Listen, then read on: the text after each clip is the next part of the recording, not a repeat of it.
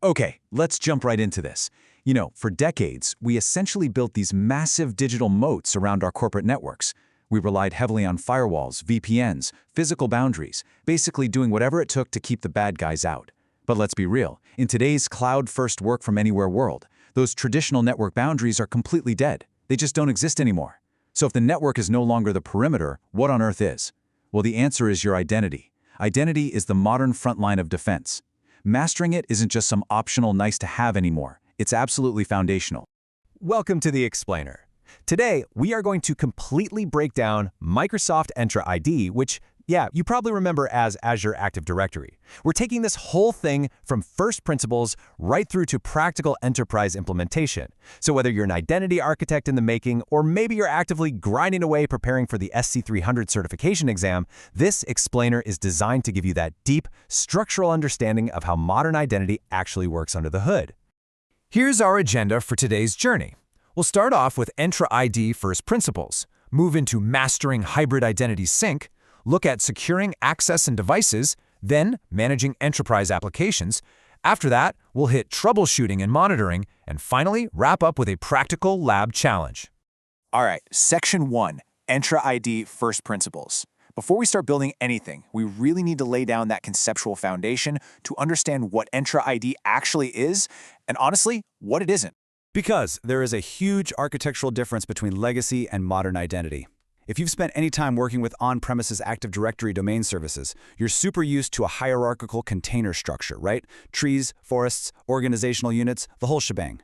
Well, here's a massive SC300 exam tip for you. Entra ID is not just Active Directory shoved into the cloud. It's an entirely different beast. Entra ID uses a completely flat structure with zero container hierarchy. Instead of those legacy protocols, it relies entirely on role-based access control, or RBAC, alongside modern web-friendly protocols like SAML and OAuth for authentication and authorization.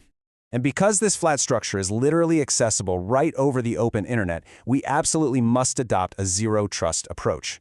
This forces us into three core habits. First, verify explicitly. We always authenticate based on identity, location, and device health. Second, use least privileged access. We rely heavily on just-in-time or just enough access to protect our data.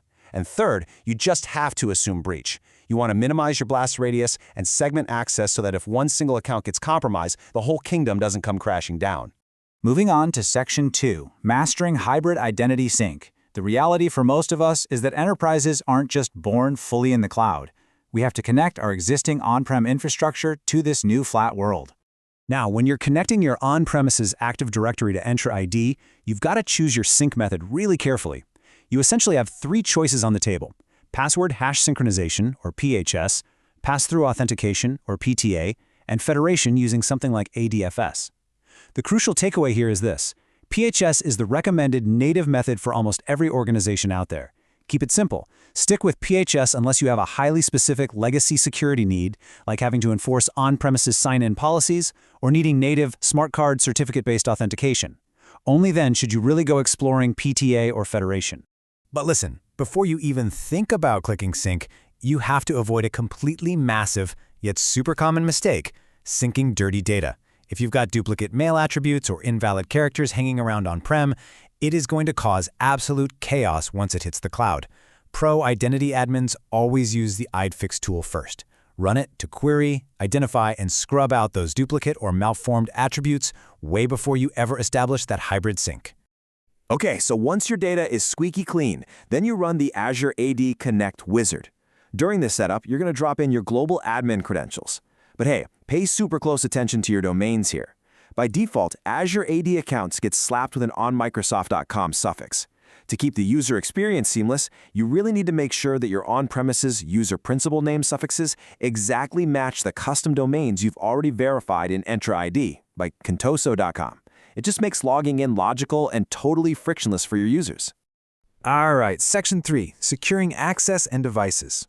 Now that we actually have our hybrid users synchronized over to the cloud, it's time to lock the doors by securing how they get in and exactly what devices they're using to do it. A really big takeaway here is that Entra ID isn't just a Windows-only club. The modern workforce is incredibly mobile, and Entra natively supports a huge variety of platforms. From a single, unified dashboard, you can seamlessly manage Windows 10 and 11, iOS, macOS, Linux, and Android devices. It's awesome. You can instantly see their join type, the owner, and whether they're actively managed by an MDM like Microsoft Intune. So how do we actually secure all those wildly different devices? We do it through multi-factor authentication, or MFA. MFA is built on this very simple yet incredibly powerful triad. To authenticate, a user has to present at least two of these three things: something they know, like a password; something they have, like a physical security token or an authenticator app; and finally, something they are, which means biometrics, like a fingerprint or facial recognition through Windows Hello. In fact, biometrics are rapidly replacing passwords entirely in a lot of modern workplaces. When your users are actually prompted to register for MFA or enroll those devices, they need absolute 100% certainty that they aren't being phished. Setting up company branding in Entra ID is completely vital for this. By uploading your org's banner logo, a square logo, and maybe some custom sign-in text, you make sure users instantly recognize they are hitting your authentic, secure login page.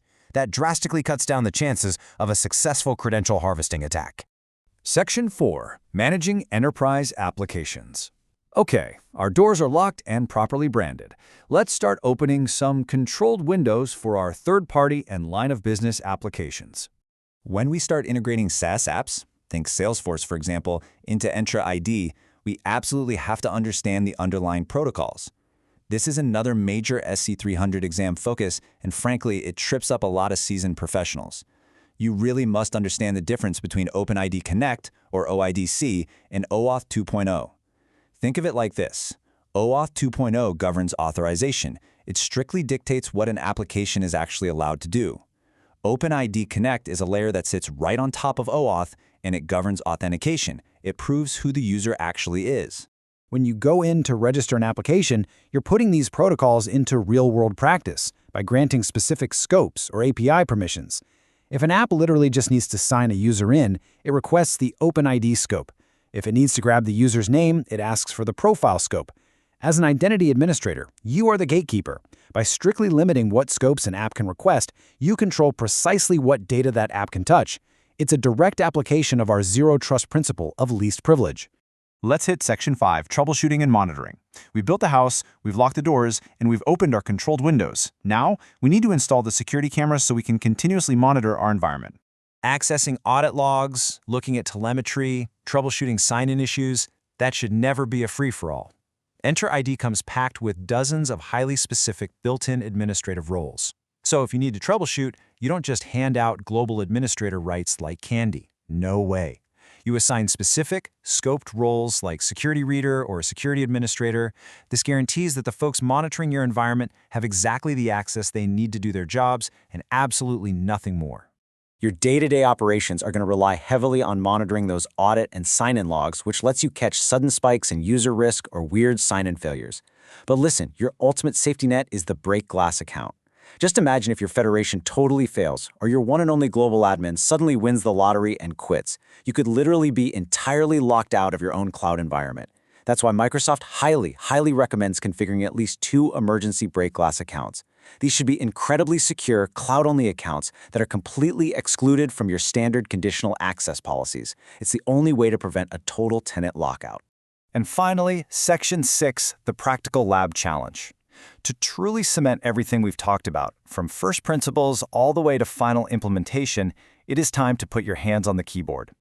So here is your Practical Lab Challenge following this explainer. First off, jump into your demo tenant and configure 2 of those break glass emergency accounts we just talked about, making sure you exclude them from any restrictive policies. Second, I want you to scope a conditional access policy that explicitly requires MFA for a specific test group. Just please make sure it's a test group so you don't lock yourself out. And third, navigate over to the security dashboard and check out your tenant's identity secure score. It'll show you Microsoft's automated recommendations for boosting your security posture.